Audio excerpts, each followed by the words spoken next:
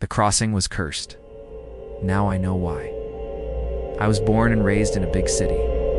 So the scariest thing I had ever seen while walking home late at night was an alley cat, or maybe a drunk stumbling out of a bar. So when my dad offered me his old house in the countryside, I jumped at the chance to get away from the city for a while. It was in a very rural part of Cambodia where the nearest neighbors were over half a mile away. My dad had grown up there, and many parts of the house still had the original wood from when it was built decades ago. It took us a few days to get everything unloaded, but finally getting to spend a quiet evening at home alone, I started to relax. As soon as the sun went down, though, that relaxing feeling disappeared. Dad had warned me not to go outside after dark, saying it wasn't safe. I had laughed and told him I wasn't a little kid anymore, but now I wasn't so sure. It was something unsettling about the stillness. Not a single insect chirped, and the rustling leaves sounded unnaturally loud. It was like being watched. I decided to play it safe and lock all the doors before bed. In the morning, I went back to town to buy some supplies, and I asked around about my dad's stories. Everyone just shook their heads and said he was making things up. But an old woman who lived nearby lowered her voice and said, "Your father was right. That house is cursed." Before I could ask what she was talking about, she hurried inside her house. I shrugged off her comment and figured I would get some work done on the overgrown lawn. After mowing for a bit, I noticed an old wooden crossing in the field across from the house. It looked like it hadn't been used in decades and was barely standing. Maybe I could fix it up and use it to get closer to the road, I thought. As I walked onto the bridge, it creaked ominously. One board was loose and I almost tripped on it. I didn't know why, but I suddenly felt uneasy and turned to go back. I stopped dead in my tracks. A board I had tripped on had turned sideways and the nails were facing out. Someone had tried to impale me. Shaking off the feeling, I finished the job and threw away the rest of the boards. Then I went back to the house. Later that day, I was unpacking boxes when I heard a noise. Footsteps on the roof. I walked out onto the porch to see if there was a reasonable explanation, but I didn't see anything. I just thought it was a branch or something. The following week, I put up some shelves and hung some decorations.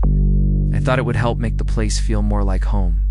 When I was hanging a picture, I heard my name whispered, but no one was there. "Hello," I called out. "Is someone out there?" No reply. "Are you trying to scare me out of this house? Because if you are, it's working," I said aloud. That night, I was putting away the leftover paint when I saw a shadow move across the floor. I walked towards the window to see shadows of two people holding hands. They were standing on the bridge. I rubbed my eyes and looked again, but they were gone. Of course, I couldn't prove any of this. Probably was just stress. A few nights later, I woke up to footsteps pacing back and forth. I got out of bed to investigate, but it was silent.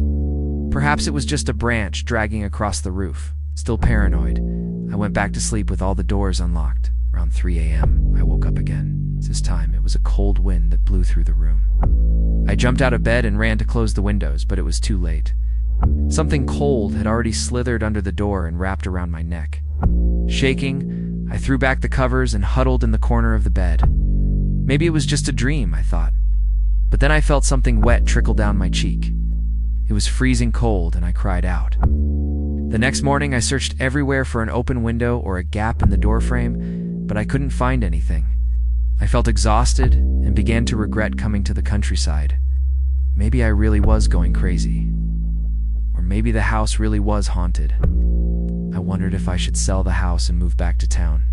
But then I found something interesting. While clearing some clutter out of the garage, I found a dusty book hidden in a corner. The leather cover had no title, but when I opened it, the first page had a faded inscription. "To May your memories bring you joy and your legacy live on." It was signed by someone named Sem. Then there was a series of dates and names. Recognized the first date. May 25th, 1965. And the last name, Sok. The old woman who had warned me about the house was named Sok too. Could she be related to May? On the next page, I found a pressed flower, and underneath it, another inscription. "My darling Sem, I hope this letter finds you well. The townspeople have been whispering about me again. I wish I could just leave this place. With you, my love, I would be happy anywhere. Yours forever, May." On the last page, I found another flower and a heartbreaking message. "May, please forgive me. I never meant to hurt you. I'm sorry, Sem." slammed the book shut. So this May person must have died a long time ago. As I flipped through the pages, I realized that each inscription seemed to come from a different year. I carefully examined the flowers and noticed something. They were pressed at different times of the year. From these letters, I learned that May had fallen in love with a man named Sam. But who was she? And how did she die? I went back to the crossing and started brushing dirt off the boards. I felt like something important was hidden here. Suddenly a rock shifted and I saw a hollow space. I brushed away more dirt and pulled out a metal box. Inside was a necklace and a small piece of paper. The necklace looked familiar. I opened the book to the first page and compared the drawing to the real thing. It was the same. The inscription on the necklace read, "To May, always and forever, Sem." The piece of paper was yellowed with age. I unfolded it carefully and read, "If you are finding this box, then my spirit has moved on. Please know that I loved Sam very much. We were planning to leave this place and start a new life together, but we never got the chance. The villagers accused me of being a witch and killed me. May." I remembered the old woman telling me that someone had been killed by the villagers for being a witch. Could this be the curse that everyone had been talking about? So May's spirit was here because she didn't find peace when she died. All those years ago, the pain in her final letter still echoed in my bones. I understood why she might want revenge on the people who had treated her so badly. But what did she want from me? I sat on the bridge thinking for a long time. Suddenly it hit me. She wanted to be free. In her final letter, May wrote that she and Sam had planned to run away together. If anyone believed in her and helped her, she would be able to find peace. No wonder she had been whispering my name. She had been reaching out to me, hoping that I would help her. I could feel the weight of her sadness, anger, and fear pressing against me like a physical force. All those years, she had waited for someone to help her, and now it was up to me to set her free. I stood up and walked to the house. Needed to do something big, something that showed her that I cared and that I believed in her. I went to the attic and Rum family's old trunk, where I found an old wedding dress. It was beautiful, even if it was a little yellowed with age. Then I went to the bookshelf and pulled out the most expensive-looking one. I opened it to a random page and ripped it out.